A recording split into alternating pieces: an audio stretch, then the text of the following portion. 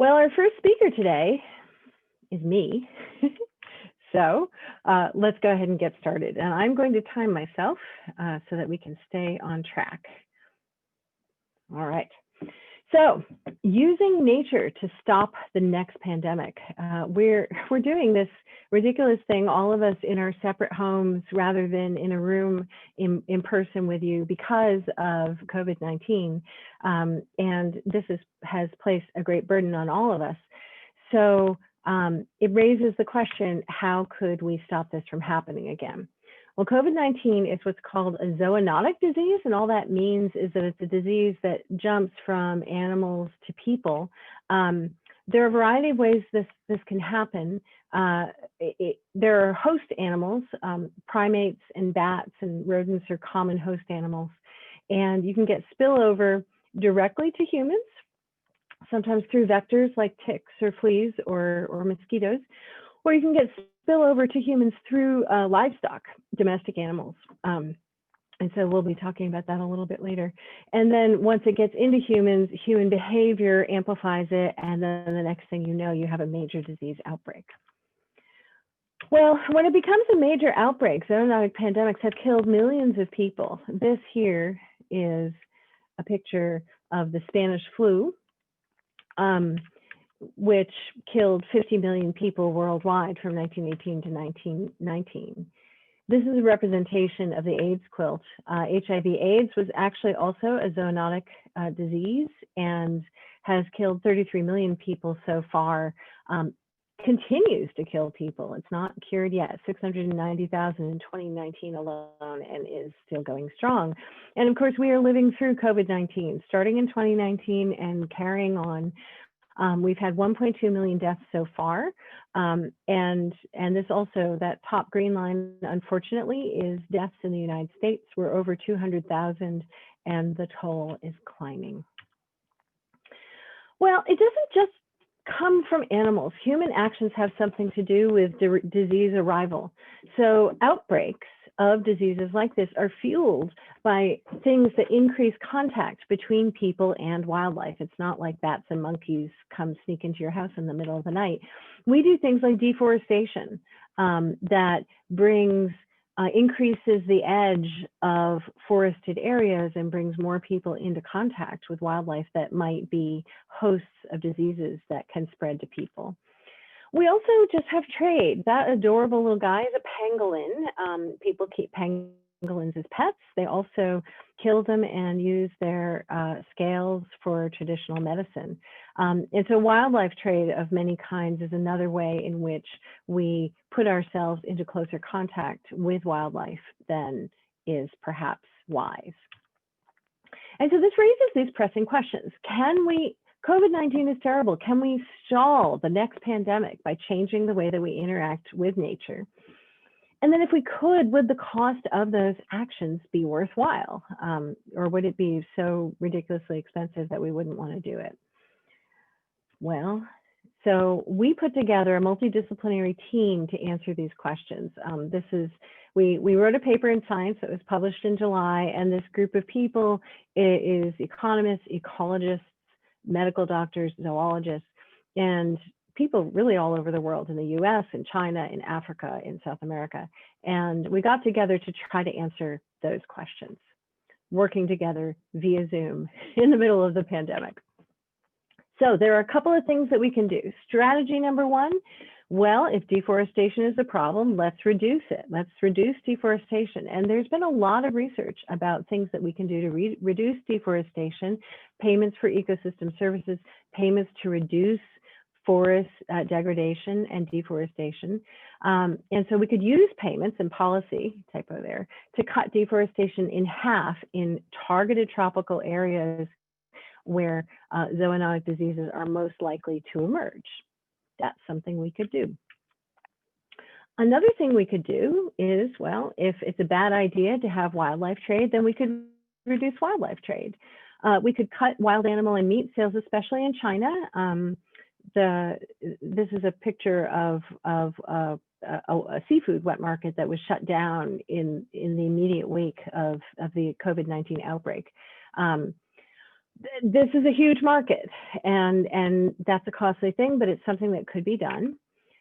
We could also enforce, we do have international policies that are supposed to restrict wild animal trade and things like chimpanzees, but they're not, the agencies in charge of that are not very well funded. And so we could provide more funding to enforce the policies we already have to limit animal trade. And then the third set of things that we could do is this sort of broad set of activities where we monitor for outbreaks and educate for prevention. So these are just pictures of some of the programs that could be supported, where scientists have networks to do strategic testing and identify that a new disease has emerged, and then stop it before it can spread and become a widespread disease. And this includes education so that there's less spread in livestock, in that livestock part of spreading from wild animals to people. All right, so how much would all of that cost? So we put our heads together. These, reducing trade of things like chimpanzees and spillovers and early detection, that's all pretty cheap. The things that are expensive are reducing deforestation, so that's about $11 billion. And ending wild meat trade in China is even more expensive. It's almost $20 billion. So a year. So that's not nothing. That is an actual cost. But then on the other side of those scales, we have to think about the harm that we incur from having another pandemic. And so if we use COVID-19 as an example, this has generated an enormous recession. You can see here, this is the 2020 recession, which has been sharper than any recent recession. And actually, recovery has pretty much stalled. And so we used an IMF estimate of lost economic activity worldwide of $5.6 trillion. And then there's the deaths. At the time we wrote this in July, I was in charge of looking at the forecast. And at the time, the forecast was that something like 600,000 people would die. Well, as you saw at the beginning, already 1.2 million people have died. But so the numbers I'm going to show you are for a conservative estimate of 600,000 people dying from a disease like COVID-19. And economists have a way of estimating the value, our willingness to pay to avoid deaths from things like disease and pollution and other things like that. So we put those things together, and lost global GDP is, between 5 and 6 trillion, and the value to us of these global mortality costs are another $6 trillion, even if we just look at a moderate estimate. So when we put this all together, prevention pays off. Oh, actually, you can't even see it over here on the right. This is the total prevention cost. So that first graph I showed you, the cost of reducing deforestation and the cost of not selling wild meat in China, you can barely even see it when you put it on the same graph as the damages that we have incurred from COVID-19. So our bottom line is that prevention is likely to pay off. So we did this thought experiment. Suppose something like COVID-19 is currently coming around about once in 100 years. Let's assume that the highest cost of prevention, so $32 billion, but and a moderate estimate of damages. So that moderate number, even totally undercounting mortality, the damages were $12 trillion. So in order to justify those prevention costs, a year of prevention only needs to reduce the chance of another pandemic like COVID-19 in the next year by about a third, less than a third.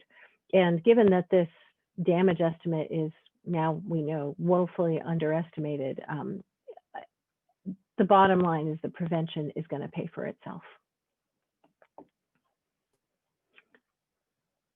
Questions? That's all I prepared. Okay, so there's a question in the chat, Amy. Great. Do you want to read it? From Anne Finnegan. She said, is there a probability function for the likelihood the prevention measures would be effective? So how do you make that kind of an assessment about likely effectiveness of the kinds of prevention measures that you're envisioning? That's a great question, Anne. That is something, so part of having this team of people together who are experts in all of this, we don't have a quantifiable, probability of effectiveness. It was sort of this expertise thing where they see where disease outbreaks come from, and they see that it's happening most often in the places where there's deforestation. But it's determining effectiveness, that's quantifying it, that's an area for more research. Any other questions?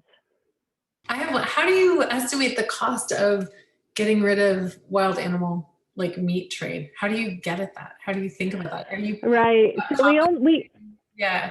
That's a good question. So we only did it for China because in China there is an estimate of the value of wild meat trade because it's legal, it's sold in a marketplace. What's more complicated is figuring out what the cost would be of doing this in, say, bushmeat sales in tropical parts of Africa, where that kind of wild meat doesn't go through a marketplace. It's also more of a sustenance source of food. And through all of this, we were very concerned that these efforts not generate costs that were borne disproportionately by vulnerable people in the countries in question. One more, if you have to. One more question, and Madhu, if you want to go ahead, and you're next, right? Yeah, if you want to go ahead and share your screen while I answer my last question, that would be great. Jeremy Enos asked, what is the cost comparison? Was the cost comparison, excuse me, a cost per 100 years or cost per year? What's the unit on that comparison? We did it just for a single year. So here's the single year cost. And then you can use the change in probability of an outbreak next year. And the probability is pretty small, but then you multiply that change in probability by the damages that would occur, God forbid, if we had another COVID-19. Can you even imagine? It's just devastating. So that's how we did that calculation. It was just a single year thing. We're doing more work to think about a dynamic model, and there's more work to be done there, but this is just a snapshot that does seem to provide support for the idea that these kinds of actions could really pay for themselves. Great questions, everybody. Thank you. And now we're going to hand the baton over to our next speaker.